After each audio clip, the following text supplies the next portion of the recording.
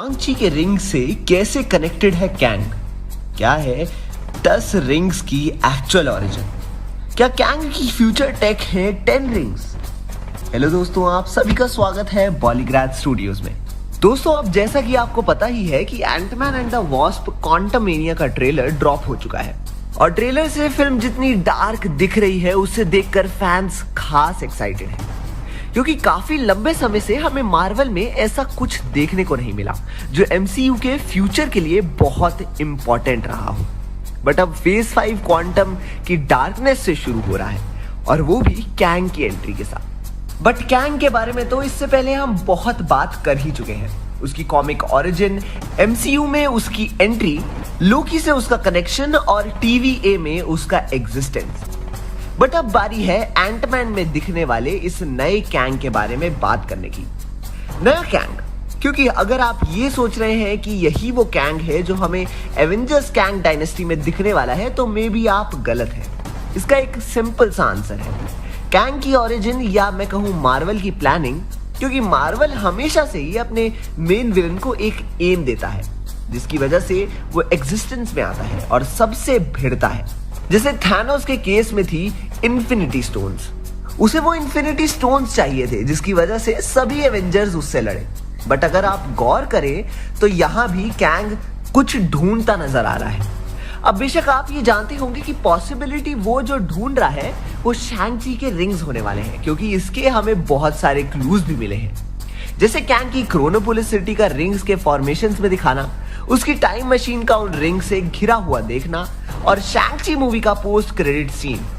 But अगर मैं अपनी पुरानी टॉपिक पर वापस आऊं तो यहां हमें एक कॉन्सेप्ट और भी देखने को मिल रहा है और वो है वेरिएंट कॉन्सेप्ट। पहले लोकी, फिर नो वे होम और फिर मल्टीवर्स ऑफ मैडनेस, इन सभी मूवीज में हमें यह कॉन्सेप्ट बहुत ही शार्पली इंट्रोड्यूस किया गया कि अलग अलग यूनिवर्स में एक ही पर्सन के कई वेरिएंट्स एग्जिस्ट करते हैं। और कैंग के केस में ये चीज बहुत ज्यादा इंपॉर्टेंट रही है, क्योंकि सबसे पहले तो अगर हम लोकी के लास्ट एपिसोड को ही देखें तो उसमें हमें कैंग की वो स्टोरी देखने को मिली थी जिसमें वो वेरिएंट्स के कॉन्सेप्ट को समझता है। बट इफ यू नोटिस, उस स्टोरी से हमें ये भी समझ आता है कि इस मल्टीवर्स की दुनिया में कैंग ही वो इकलौता इंसान था जिसे अपने मन मुताबिक अपने वेरिएंट्स क्रिएट किए और उनसे मिलकर टाइमलाइन से छेड़छाड़ करी।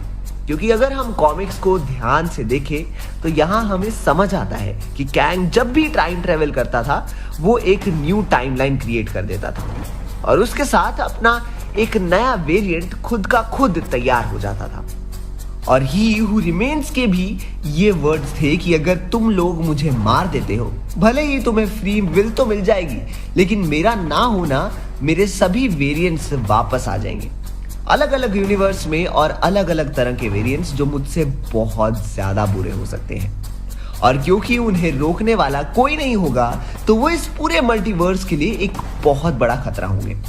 लेकिन एज वी नो, केएसएलवी वही करती है, वो उसे मार देती है, जिसे टाइमलाइन में बहुत सारी ब्रांचेस इमर्ज होने लग जाती हैं, जिसका सिर्फ एक ही मतलब है कि कई सारे कैंग अब एग्जिस्टेंस में आ रहे हैं। और इसका प्रूफ भी हमें उसी वक्त मिल जाता है जब लोकी वापस टीवीए में लौटता है। वहां अब कैंग राज कर रहा है और वो कौन सा कैंग है खुद लोकी भी नहीं जानता। लेकिन अब सोचने वाली बात यह है कि अगर टीवीए पर एक कैंग ऑलरेडी रूल कर रहा है तो ये क्वांटम रियल वाला कैंग कौन है? तो इससे आपको बहुत ज्यादा कंफ्यूजन होने की जरूरत नहीं है, क्योंकि एंटमैन में दिखने वाले कैंग भी वो एक्चुअल कैंग नहीं है जिसे एमसीयू एवेंजर्स सीक्रेट वॉर्स के लिए तैयार करा है। ये कैंग भी एक्चुअल कैंग का ही एक वेरिएंट है और अब इसी से हमें ये आंसर मिलता है कि आखिर एंटमैन में दिखने वाला कैंग स्कॉट से वो रिंग्स क्यों मांग रहा है। इसका सीधा सा जवाब है अपने आप को प्राइम कैंग से बचाने के लिए, क्योंकि ये ही हु रिमेन्स के ही वर्ड्स थे कि उसने समय से शांति बनाए रखने के लिए बाकी सभी कैंग्स को मार दिया और एक यूनिक और स्टेबल टाइमलाइन बनाई। तो ऑब्वियसली बाकी जितने भी कैंग हैं वो ये बात जानते होंगे कि मल्टीवर्स में एक प्राइम कैंग ऐसा भी है जो सब पर कॉन्कर करना चाहता है, यहाँ तक कि अपने सारे वेरिएंट्स पर भी, और यही रीजन होगा कि उसे वो रिंग्स चाहिए होंगे। But there is another question कि आखिर क्वांटम वाले कैंग का उन रिंग से कनेक्शन क्या है?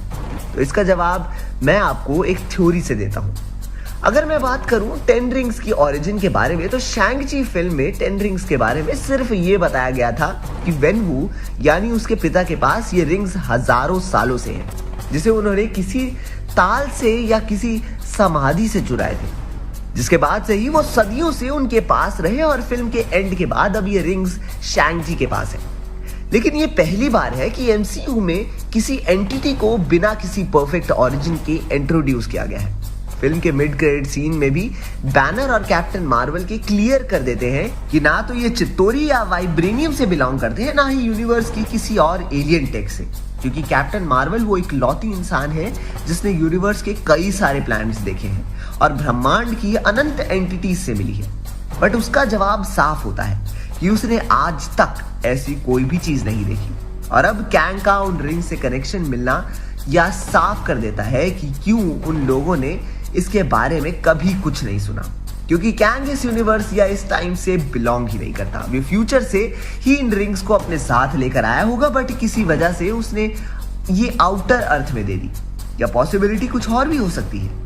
अब अगर ये थ्योरी पर बात करें तो रिंग्स की ओरिजिन पॉसिबली पास्ट कैंग से लिंक्ड हो सकती है, जब वो रामाटूट बन के इजिप्ट पर राज किया करता था। अब जिनको रामाटूट के बारे में नहीं पता, उन्हें इसका एक शॉर्ट एक्सप्लेनेशन दे देता हूं कि असल में ये कैंग का ही एक वेरिएंट था या उसका पास्ट वर्जन। जब वो फर्स्ट टाइम ट्रेवल करके पास्ट में पहुंचता है, तब वो सबसे पहले इजिप्ट में जा गिरता है, जहां के लोगों और टेक्नोलॉजी को देखकर वो उन पर रूल करने लगता है और अपना नाम रामाटूट रख लेता है। और क्योंकि कैंग 30th सेंचुरी से बिलोंग करता है, तो उसके पास जो टेक है वो उस टाइम के लोगों के लिए किसी मिराकल से कम नहीं होती, और पॉसिबली वो उसी टाइम अपने साथ वो रिंग्स लेकर आया हो। बट कॉमिक्स में वो कई टाइम तक जब रामाटूट बनता रहता है, तो एक बार किसी वजह से मॉडर्न टाइम के एवेंजर्स वहां पहुंच जाते हैं। हालांकि उनके वहां आने की वजह कुछ और ही होती है, बट यहाँ आकर वो रामाटूट से भिड़ते हैं और उसे हरा भी देते हैं, और उसके बाद ही वो वहां से भाग जाता है फ्यूचर के किसी और टाइम में। बट अब कहानी में ट्विस्ट ये हो सकता है कि किसी तरह कैंग के वो रिंग्स उसी टाइम में छूट गए होंगे, जिसे वो अपने साथ वापस ले जाना भूल गया, और अपने राजा के जाने के बाद उन्हीं इजिप्ट वासियों ने उन रिंग्स को उनकी समाधि में रख दिया होगा। और यहीं से कनेक्ट होती है शैंग-ची की कहानी, क्योंकि वेनवू भी बहुत पुराने टाइम से बिलोंग करता है। अब क्योंकि वो हमेशा से ही पावर की चाहत रखता था, तो उसने ही उन इजिप्ट वासियों पर हमला करके रामाटूट की समाधि से वो रिंग्स चुरा लिए होंगे, और तब से ही वो उसके पास होंगे। पर क्योंकि रिंग्स एक्चुअल में कैंग से बिलोंग करते थे, तो उसी वजह से वेनवू उन्हें कंप्लीटली एक्टिवेट या अनलॉक नहीं कर पाया। लेकिन अपनी अनलॉक्ड फॉर्म में भी उसके रिंग्स काफी ज्यादा पावरफुल एंटिटी साबित हुए, तो वेनवू ने उन्हें इतना ही पावरफुल समझकर उसे करना शुरू कर दिया यूज। बट जब शैंग-ची को ये रिंग्स मिले, तो उसने उसे उस तरीके से यूज किया जिससे वो अपनी एक्चुअल स्ट्रेंथ में आकर अनलॉक हो गए, जिसकी वजह से हमें उनका कलर भी बदलता दिखा। और क्योंकि वो कैंग से ही बिलोंग करते थे, तो कंप्लीटली एक्टिवेट होने के तुरंत बाद ही वो उसे सिग्नल भेजने लगे, या मैं कहूं तो सिग्नल भेजने लगा जहां से वो बिलोंग करते थे। पॉसिबल ये भी हो सकता है कि एक्चुअल 10 रिंग्स भी अधूरे हो, उनका कोई दूसरा हिस्सा कैंग के पास ऑलरेडी एग्जिस्ट करता हो, जिसे कंप्लीट होने की वजह से ही वो कॉन्टिन्यूसली सिग्नल एमिट कर रहे हैं।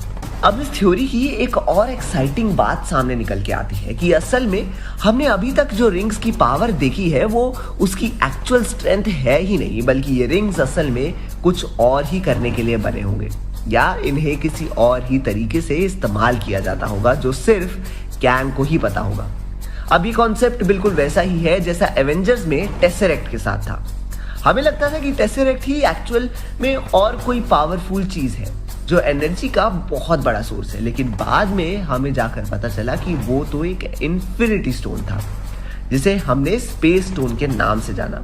तो बस ऐसा ही कुछ इन रिंग्स के साथ भी हो सकता है। साथ ही शैंग-ची की एंडिंग में हमें एक और भी हिंट मिला, जहां ये लिखा था कि 10 रिंग्स विल रिटर्न। देखो, मार्वल हमेशा ही ये करता है कि मूवी में शो होने वाले सुपर हीरो को एंड में वो बताता है कि he will return in this movie. But शैंग-ची के केस में यहाँ शैंग-ची के रिटर्न करने की बात नहीं गई थी, बल्कि 10 रिंग्स के रिटर्न होने की बात सामने आई थी। अब फिलहाल ये कैसे होता है और फिल्म में मोडॉक इन सब चीज़ों को कैसे रिलेट करेगा, ये सब हम डिस्कस करेंगे हमारे नेक्स्ट वीडियो में। तब तक के लिए आप देखते रहिए हमारा चैनल पॉलीग्राफ स्टूडियोज।